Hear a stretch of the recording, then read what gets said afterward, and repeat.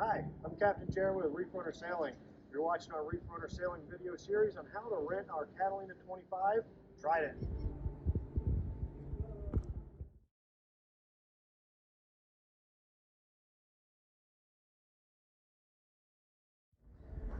Come on aboard. The first thing we need to do is get this motor in the water and get it running so it has time to warm up while we prep the rest of the boat for sailing. Okay. All right, first thing we need to do is we need to get the prop down into the water. On this motor, there's a handle on the back of the cowling that gives you a good grip to pull back towards you. Then, off to the left side of the motor, there's a little lever that has like what looks like a top hat on it. So as we pull this cowling back towards us, we have to lift that lever up. The lever is only going to move up about 1/8 of an inch, and then after we lift it up, we can lower the engine back down into the water.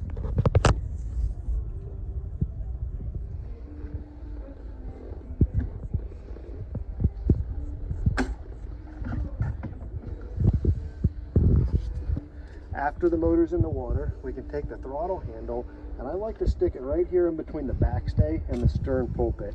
That's going to hold it in place while we maneuver this boat around and while we get it started. Let's familiarize ourselves with our Tohatsu engine here. Off to the left side, we have our shifter handle. It should be in neutral as you start, but sometimes it's going to be in forward, so make sure it's in neutral to get it started. It won't go back into reverse until that engine's going, so let's leave it in neutral. Just to the left of that is going to be our choke. That choke has to be pulled out when we start the engine as it's cold. Just to the right of that, we have our kill cable that has to be in this engine in order for it to start. This blue line is our fuel, and then we have our throttle handle here. To start it cold, we're going to line this notch up with the start part of it by throttling all the way down, turning the throttle handle clockwise. Then we're going to pull this starting cord. This engine's fairly new and it's fuel injected, so it shouldn't take more than 2 pulls to get it started. If it takes more than 2 pulls, then something's wrong, and we'll have troubleshooting a little bit later on in this video.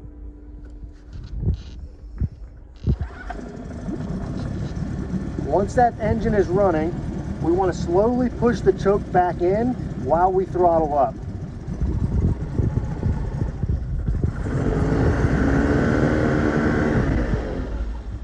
After it's running smoothly throttled up, throttle it all the way down, and now this engine's going to sit here and idle. Let it idle for at least 5 minutes. If you start to go too soon, as soon as you put it into gear and throttle up, the engine's going to die. It needs to warm up. Once the engine's running, always make sure that it has this water stream coming off the left side of it. That's telling us that water's being sucked into the engine and the engine's being cooled properly. If you don't see that water coming out of it, turn the engine off and contact us at Reef Runner Sailing and we'll figure out what's going on. So now that we've got our sails up, or hopefully your sails are up and you're sailing along, we can turn this engine off. The way to stop it, just push this red button in and the engine goes off.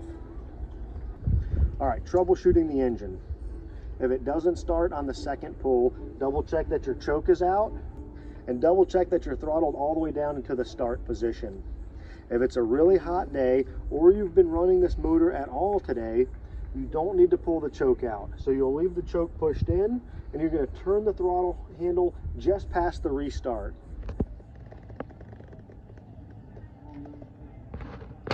So I've lined this notch up just a little past where it says restart.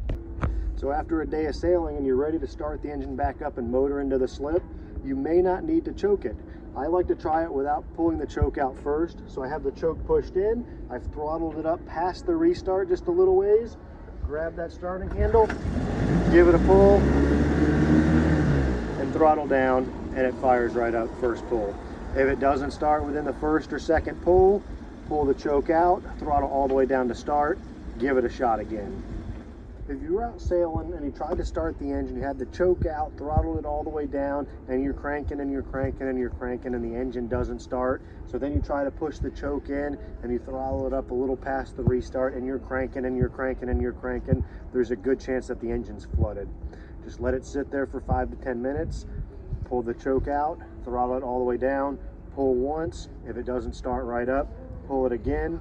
If it doesn't start right up, push the choke all the way in, throttle up to the restart, pull the throttle arm, or pull the starting cord. If it doesn't start up, wait another 5 to 10 minutes. It's probably flooded. We just need to give it some time. The next time you try it, leave the choke pushed all the way in, throttle a little bit past the restart, and pull, and it should start right up. If it still isn't starting, give us a call at Reef Runner Sailing and we'll come get you. Yep. If you're out motoring along, especially for long distances, and the motor just happens to die and you can't get it to restart, there's a really good chance that you can lift up this fuel cabinet, and on the top of the tank there's usually a vent. This tank itself is self-venting, but if you open that just a quarter of a turn, you'll hear it start to hiss. This means that we needed to vent the tank a little bit. Then we can screw it back down until you hear a click, and it should be good to go.